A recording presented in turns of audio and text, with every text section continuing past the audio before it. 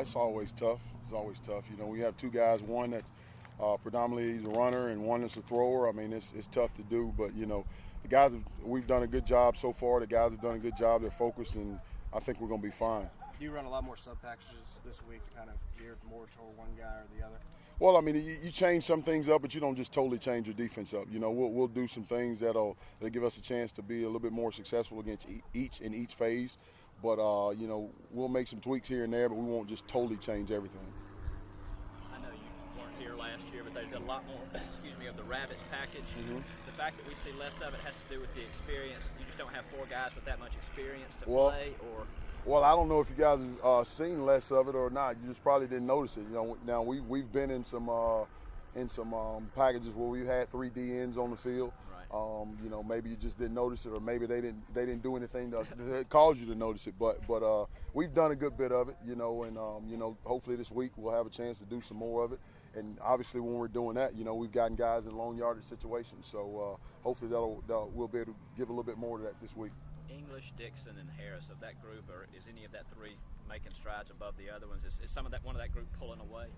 Well, they're all really, when you look at them, they're separate guys. With Darius and Mason, they're more of a thinner guys that we're looking at. We've got to get more pass rush out of. Gerald Dixon, he's a bigger kid. He actually did a really good job Saturday.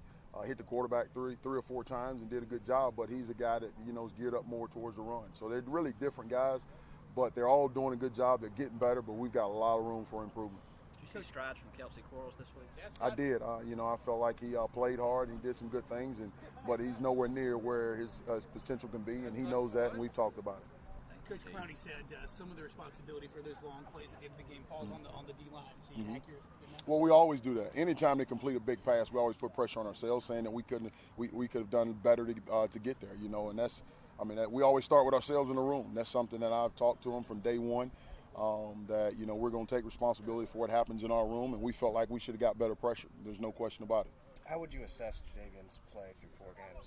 Well, I felt like he's been playing great. We sat down and we looked at some of the numbers, and somebody told me something, I guess, after the second or third game, that we've had about maybe 60 runs at us or something, and they've run away from him about 50 of the time. I don't know the exact numbers, but I know people are running away from him a lot, and if you sit down and look at the film, you see him hustling and chasing things down from behind.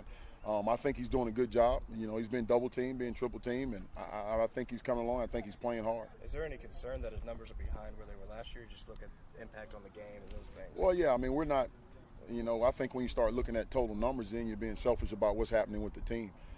He knows that, right now his numbers probably are not as where they could be if things were happening, but, everybody's focusing on him.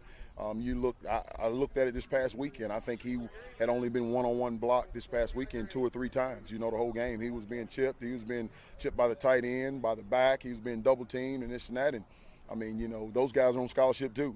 They're gonna cause him to do some things that make it a little bit harder for him.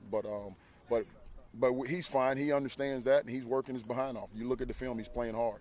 How much of the numbers is his own health and the foot and the bug that he had Saturday, and how much of that is just that he's getting everybody's best shot? Well, I think that plays a part in it, but he is going to get everybody's best shot, and he knows that, and we know that, and everybody knows that.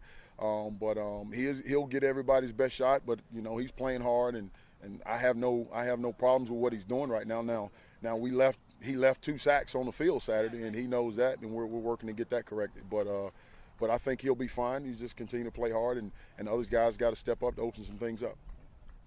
I know it's only Tuesday, but you pretty set with your line for the week as far as Surratt starting, or is there a chance Dixon Jr.? No, I told those guys, and they know.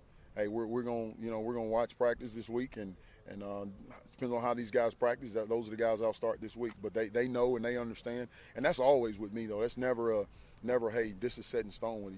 You got to earn that spot. And I felt like Kelsey and JT has done a great job up to this point, which we definitely have a lot of room to improve. But I feel like they've been the most consistent out of all the guys. I may have not seen it correctly. It seemed